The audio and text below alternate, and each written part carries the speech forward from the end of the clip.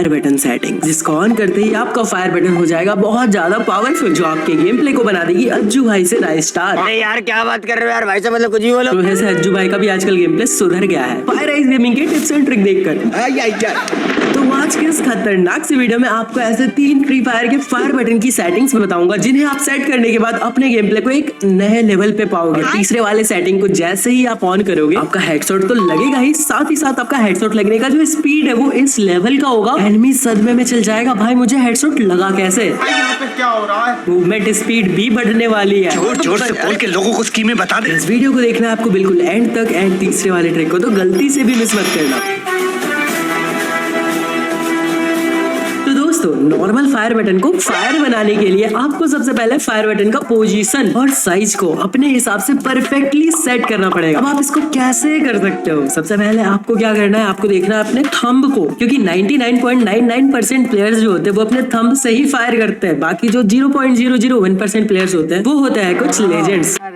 चलो मैं आपको हैंड कैम करके दिखा देता हूँ। अब इस थंब को अपने फायर बटन के ऊपर रखना है और देखना है कि आपका फायर बटन कहीं से भी दिखना नहीं चाहिए। अपने थंब के बराबर अपने फायर बटन को रख लेना, इसका मतलब आपका फायर बटन का साइज परफेक्ट है। इससे होता क्या है, अगर आप बहुत ज्यादा बड़ा रखोगे तो आपको मैं अभी पूरा का पूरा कस्टम एचयूडी समझाता हूँ। ये जो कॉर्सेयर है, ये जो एम है, इसके जो लेफ्ट साइड है, कहीं भी क्लिक करोगे, कहीं भी टैप करोगे तो आप अपने जॉयस्टिक को पकड़ लोगे। यहाँ से आप अपने स्क्रीन को रोटेट नहीं कर सकते। अब आपको अपने स्क्रीन को रोटेट करने के लिए बस इस राइट साइड वाले पोर्शन का यूज करना पड़ता है। बट इस राइट साइड में आपको ये गन वाला बॉक्स भी रखना है, आपको जंप करना है, आपको सिट करना है, आपको सोना है, आपको कैरेक्टर का यूज करना है, साथ ही साथ फायर बटन, इतने सारे चीजों को आपको एक साथ लेके इस राइट साइड में चलना पड़ता है। उसके साथ आपको फ्री स्पेस चाहिए जहां पे आप अपने थंब से ऐसे ऐसे स्क्रीन को रोटेट कर पाओ। तो यहाँ पे अगर आप अपने फायर बटन को बहुत ज्यादा बड़ा रख लोगे तो आपको स्पेस भी नहीं मिलेगा। आप रोटेट कैसे करोगे, आप मूवमेंट कैसे करोगे? इसलिए आपको बड़ा नहीं रखना। अब बात करते हैं आपको छोटा क्यों नहीं रखना। अगर आप छोटा रखोगे अपने फायर बटन के साइज को तो आपका गेम प्ले पे फोकस रहता है। जब आप गेम खेलोगे ऐसे में तो आप नॉर्मल जब अपने फायर बटन को सेट करने आए हो तो आप अपने फायर बटन को देख के मारोगे, पर जब आप गेम खेलोगे ना तब आप अपने फायर बटन को नहीं देख कर मारोगे। आप ऐसे बस अपने गेम पे फोकस रहेगा, आपका थंब ऑटोमेटिक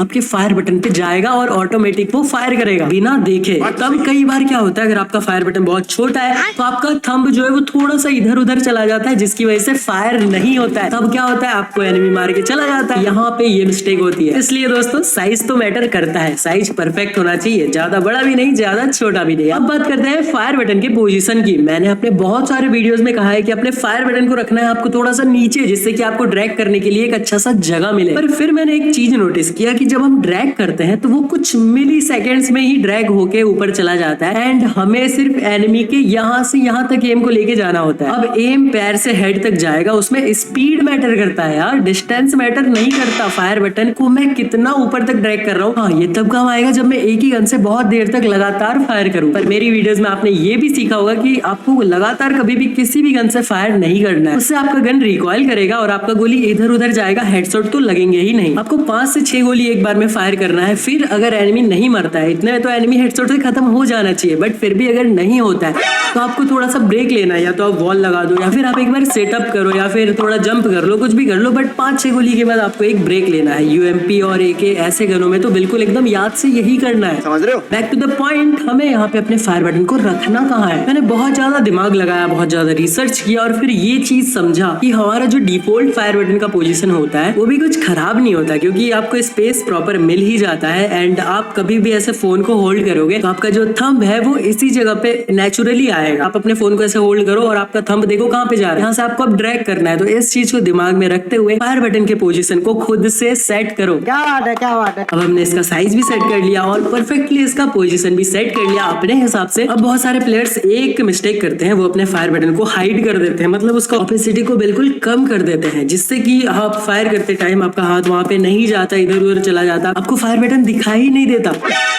कहाँ देखिए, कभी भी अपने फायर बटन के साइज को 50-60 से कम ही नहीं करना चाहिए, उससे ज्यादा ही रखना चाहिए, क्योंकि हमारा माइंड ऐसे वर्क करता है, वो चीज दिखाई देगा तो फास्ट हमारा हाथ, हमारा जो थंब है वो फास्टली उस चीज पे जाएगा। अगर वो दिखाई नहीं देगा, हमें ऐसे अंधा मारेंगे, कई बार उस पर टैप नहीं होगा, इधर उधर हो जाएगा, बिल्कुल ही फास्ट उस चीज पे नहीं जाएगा। हमारा माइंड ऐसे ही वर्क करता है यार, जो चीज दिखाई देता है उस पर हमारा मूवमेंट फास्ट होता है। आप इस चीज को एक बार ट्राई करके देखना, एक बार बिल्कुल ऑपोजिट 0 करके देखना और एक बार 100 पे करके देखना, आपको बहुत ज्यादा डिफरेंस पता चलेगा। बाकी एक चीज मैंने यूट्यूब पे कहीं पे तो देखा था कि ये जो लेफ्ट फायर बटन है ना, इसको ला के फायर बटन के ऊपर रख देना होता है और उसके बाद इसको पकड़ के फायर करना होता है, ड्रैग करना होता है, तो बहुत अच्छे से ड्रैग होता है। पर इस चीज को मैंने ट्राई किया अपने फोन में तो मुझे कोई भी डिफरेंस का अनुभव नहीं हुआ। आप चाहो तो आप इस चीज को ट्राई कर सकते हो और मुझे कमेंट में बताने क्या ये चीज वर्क कर रही है, क्या इससे ज्यादा हेडशॉट लग रहे हैं या फिर क्या हो रहा है इस चीज से। बाकी इस फायर बटन का काम होता है एनिमी को हेडशॉट मारना और कोई काम नहीं होता, क्योंकि आप एनिमी को 10 बॉडी शॉट मारोगे 20-20 का, तब जाके वो डाउन होगा। वहीं पे अगर आप एनिमी को 2 हेडशॉट मार दोगे तो वो खत्म हो जाएगा। बात तो सही है। और हेडशॉट मारने के लिए आपको ऑलवेज करना रहता है ड्रैग, और ड्रैग करने के लिए काम करता है हमारा सेंसिटिविटी। अगर आपका सेंसिटिविटी परफेक्टली सेट है तो आप इजीली एनिमीज को हेडशॉट मार पाओगे। फायर बटन का रोल तो रहता ही है 90%, पर सेंसिटिविटी भी इसमें वर्क करती है और उसका भी रोल रहता है 90%। टोटल हो गया 180% भाई। मैं तो यही कहूंगा कि आप जितना ज्यादा हो सके अपने सेंसिटिविटी को रखो।